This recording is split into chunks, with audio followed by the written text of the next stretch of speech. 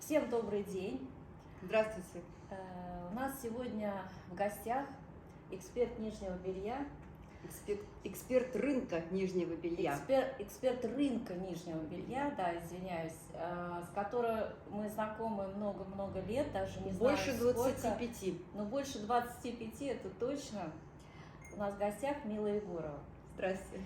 И мы хотели бы сегодня, так как ситуация очень, скажем так, непростая для всех, для нас, мы хотели бы поговорить, Мила, с вами о том, вообще, что сегодня у нас происходит на рынке, что у нас происходит в ритейле.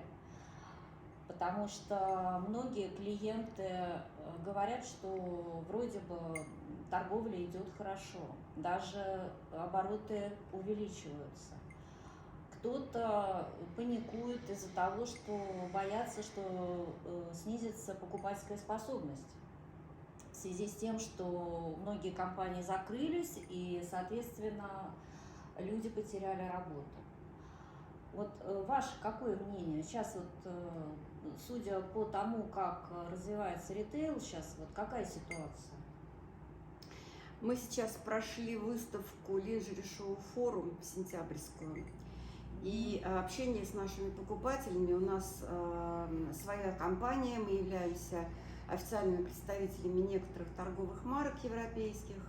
Очень давно работаем с ними. И вот наши покупатели оптовые. Напомните, кстати, извиняюсь, что перебиваю, напомните, какие марки, с которыми Это By Bra, Нидерланды, Леониса, Колумбия, Испания. И вот в сентябре мы подписали эксклюзивный контракт с маркой Uit, Франция. Ой, это, конечно, я считаю, что большой успех, так как марка Uit еще 20 лет назад представляла компания Дикая Орхидея.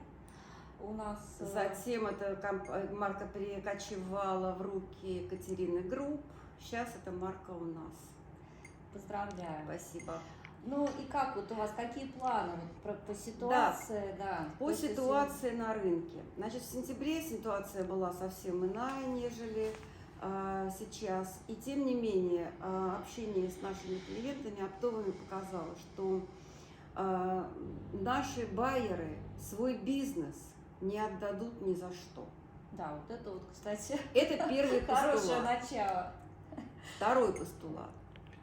Они как никогда и как никто готовы меняться, профессионально меняться. Что это значит? Профессионально меняться — это значит приобретать некую гибкость, гибкий подход в составлении портфеля марок, составление товарной матрицы, пересмотр каких-то коммерческих своих позиций в отношениях с арендодателями торговых площадей и так далее.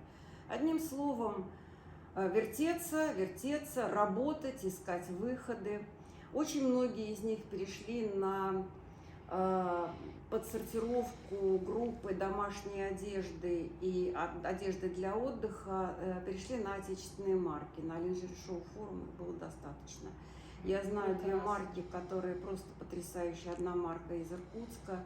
Как называется? Я скажу потом. Они делают из шелка, тканого шелка, домашнюю одежду. Натуральный шелк? Натуральный шелк. А какой они используют? Китайский шелк? Они используют китайский, отечественный и корейский. Отшиваются они непосредственно в Иркутске. в Иркутске, да? И Альмандо Мелада марка, которая освоила в Чебоксарах трикотаж, потрясающий. Вот. Если раньше Средний Плюс старался приобретать для своих магазинов продукцию импортную европейских производителей, то сейчас наши производители подтянулись и заполняют нишу все больше и больше. 40% брендов домашней одежды, которые были представлены на Lingerie Show Forum, это наши марки. Ну, наверное, сейчас будут испытывать все значительные трудности, потому что рынок в одном из вариантов притормозит из-за, как всегда, общая такая политическая ситуация, которая не несет в себе стабильности даже с горизонтом планирования в неделю, наверное, как-то так народ перетормозит приобретение белья там, или еще чего-то, кроме продуктов питания, лекарств и средств гигиены. Но впереди новогодние праздники, впереди новогодние каникулы, никто в нашей стране не отменял. А потом, я считаю, откровенно говоря, мы за последние 15 лет точно не испытывали хотя бы года спокойной жизни без каких-либо перемен. Трясет нас периодически, скажем так. В течение этих даже 30 лет вот бизнеса я скажу, что не проходит и года, когда какие-то новые опять катаклизмы случаются для наших предпринимателей. Но вот я тоже заметила, на самом деле, была приятно удивлена, когда посетила торговый центр «Океания», как раз вот в дни, для нас, я считаю, такие очень страшные дни, когда объявили мобилизацию. И когда народ был в каком-то оцепенении непонятном и так далее. Ну, 2-3 дня, понятное дело, я думаю, вообще все были в оцепенении, потом стали немножко приходить в себя, какая-то появилась ясность. И, соответственно, вот мы были в торговом центре, и наш новый бренд Lime, я не знаю, может быть, вы видели уже, да, то есть это такие достаточно широкоформатные магазины по принципу там Zara и так далее. Это наш российский бренд, и вы знаете, было очень много покупателей, в основном молодежного возраста, которые с удовольствием покупали эту одежду. И тогда я подумала, что да, ребята, мы все-таки справимся со всеми с нашими вот этими проблемами платежей, доставок, производства. Мы научимся сами производить. В принципе, многие уже очень хорошо производят. Вот на примере я вам скажу, что компания Лейте, например, многие годы производит и уже давно пишет, да, сделано в России. И даже бренд, например, Дикая Орхидея, они же уже сколько лет пишут, сделано в России, продают именно люксовое белье, не то, что там среднее там, или какие-то, да, недорогие там линейки, а именно люксовое белье, и наши люди с удовольствием покупают, потому что там есть фитинг, там есть соответствующие ткани и так далее. Мила, вот скажите еще, пожалуйста, вот как сейчас у вас получается, например, работать с колумбийским брендом? Потому что как логистика вообще происходит и как вообще они настроены на работу с Россией? Первое, нам очень повезло с нашими поставщиками и производителями. Полное отсутствие какой-либо ненужной вот этого политического элемента в наших отношениях, он отсутствует. Есть только человеческие отношения и коммерческие отношения. Согласна. Да. Второе. Мы работаем с колумбийской маркой, которая имеет логистический центр в Европе, в Испании, в Барселоне. Поэтому у них там склад, еженедельные поставки от фабрики Леониса в Колумбии. Это марка номер 1 корректирующего белья в Америке. Собственно, американцы и создавали их в 1965 году. Под себя эту фабрику открывали. Вот, еженедельные поставки в Барселону на логистический склад, и у нас ежемесячные поставки из Барселоны. Поскольку это белье базовое, у нас в режиме ежемесячных сессий заказов происходят заказы и поставки. Есть небольшой складской запас, небольшой, в основном по предзаказу. Логистика очень важна сейчас, но что-то, видимо, происходит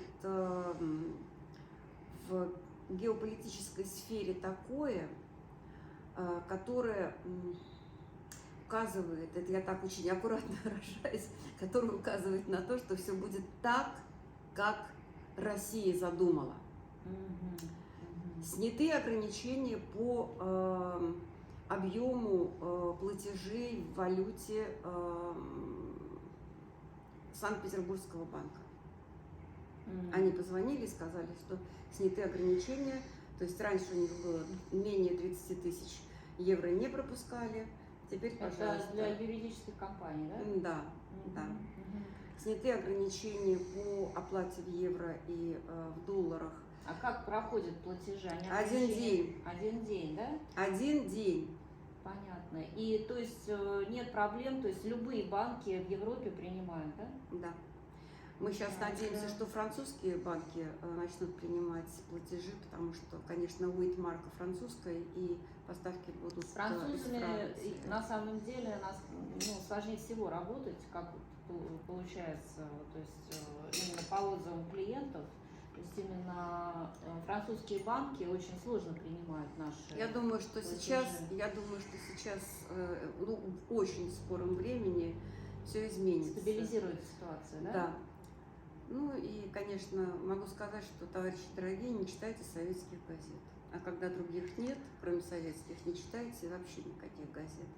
На самом деле практика и ежедневная наша жизнь, она по-прежнему, она с трудом идет, но она идет так же, как она шла всегда. Вот здесь... Хорошо, Мил, а вот скажите, пожалуйста, сейчас вот тоже вопрос такой нам задают наши читатели.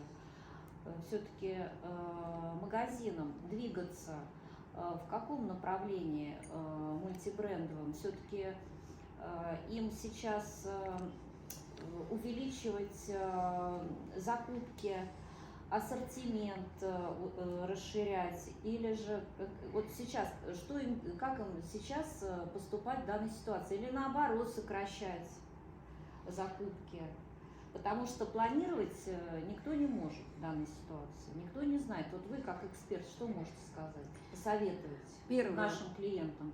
Первое. В любом мультибрендовом магазине есть определенные якорные ассортименты, якорные марки.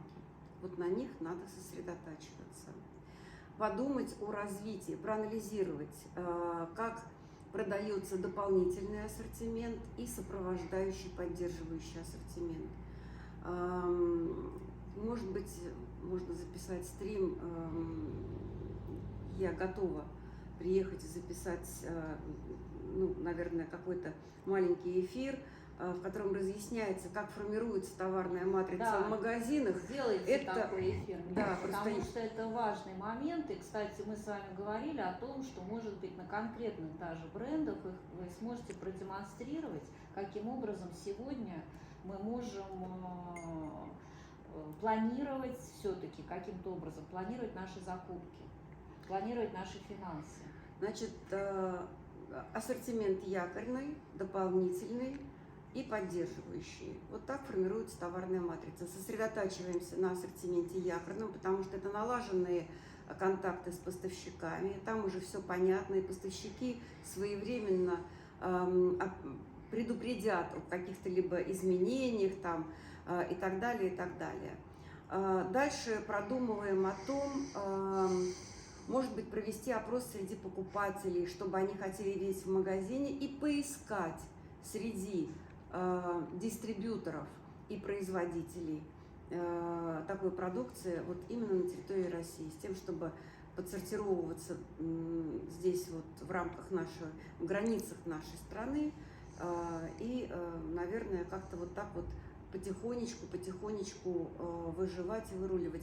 Я уверена, что ситуация через полгода стабилизируется и все будет хорошо. Вот волна, которая началась 24 февраля этого года, она подняла на самом деле очень интересную историю. На выставке Lingerie Show Forum у нас было за 3 дня более 80 клиентов, 50 из которых абсолютно новые магазины. Это, скажите, они все-таки преимущественно хотят у вас со склада покупать, да? Так. Или были такие клиенты, которые хотят работать напрямую с фабрикой? Были и такие. Это в основном клиенты из Казахстана, поскольку у нас эксклюзив есть на территории определенных стран СНГ. Вот. А в основном клиенты не имеют сейчас собственной практики логистики финансовой и товарной. Это сложно, поэтому они предпочитают работать через дистрибьюторов, через представительства и агентства. С одной стороны, с другой стороны, у нас 50 на 50. В сегменте средний плюс и премиум клиенты понимают, что им придется часть товара закупать на основе предзаказа. То есть сделать заказ, месяц подождать, полтора, либо там... Месяц-полтора, да. Это совсем недолго ждать. Ну, у нас база, поэтому Понятно. месяц-полтора с фэшн будет немножко по-другому. Вот сейчас я разработала логистическую схему принятия заказов и оплаты и поставок. Согласовала это с производителем. Мы просто сделали вот такой вот ритм пошаговый. Понятно. С тем, чтобы мы... Упростить эту систему, облегчить для клиента. Самое главное – сократить сроки поставок. Да, сроки поставок. Срок поставок – это очень важная, конечно, тема, потому что если европейские магазины получают в течение недели товар после готовности, то мы после готовности должны его оплатить. Сейчас платеж будет зачисляться в течение 2 недель, подтверждаться и так далее. Потом еще мы этот товар должны привезти, растаможить, и того получается 1,5 месяца. Да, вот, 1,5 месяца. То есть, соответственно, конечно же, сокращение сроков – это сразу увеличение доходности, потому что клиент может быстрее уже свой товар получить. Кстати, еще такой один вопрос у меня возник. Так как у вас базовая все-таки коллекция, в основном, да, в Леонизе вы сейчас представляете, смещается ли сейчас матрица вот эта? То есть раньше где-то все эксперты советовали 70%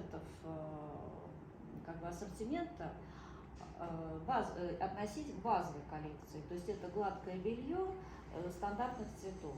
Как сейчас у нас? Что-то меняется с этим? Меняется.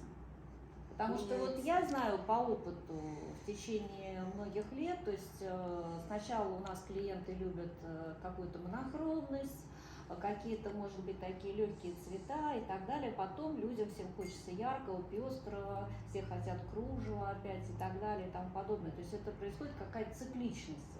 Потом люди устают от этого опять, от кружева, от всего. Опять они начинают носить постоянно базовое белье. То есть вот как сейчас у вас?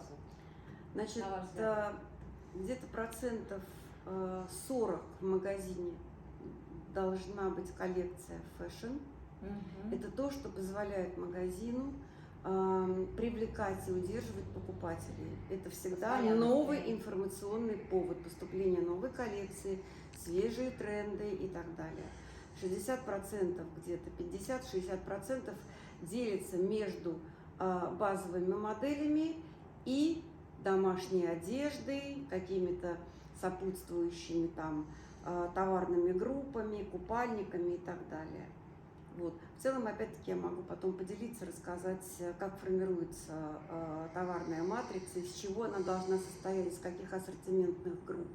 Конечно, мы запустим этот эфир у себя на канале, тогда ждем от вас. Если есть интерес, если есть интерес, я могу поделиться знаниями. Пользуйтесь, пожалуйста. Вы не теоретик, вы практик. Практика, поэтому всегда... Практик, прошедший 3 кризиса финансовых, практик, прошедший стажировки на французских заводах ДИМ, где делали и Аббат. Практик, которая прошла обучение в департаменте маркетинга концерна Сарали в Париже. Практик, которая я запускала монобрендовые магазины ДИМ и там в России. Вот, да. С Еленой Нежуриной. Да, вместе. А сейчас, кстати, магазины эти ей принадлежат? Нет, они уже давно принадлежат другой компании, в которых в свое время Елена Нежурина была, может быть, соучастником, совладельцем, может быть, акционером каким-то. Сейчас это немножко по-другому. Мне кажется, и там они ушли с рынка. Сейчас уже ушли, наверное. Да. Именно вот сейчас в этой Именно ситуации. В этой ситуации, да. Понятное дело, что многие французские компании сегодня ушли, но надеемся, что они будут возвращаться. Я думаю, что да. Поэтому спасибо за прекрасный эфир. Спасибо большое. Следите за нашими эфирами, и скоро вы увидите прямой эфир от Милы Егоровой. Спасибо большое, всего доброго, будьте здоровы, берегите себя и всего наилучшего.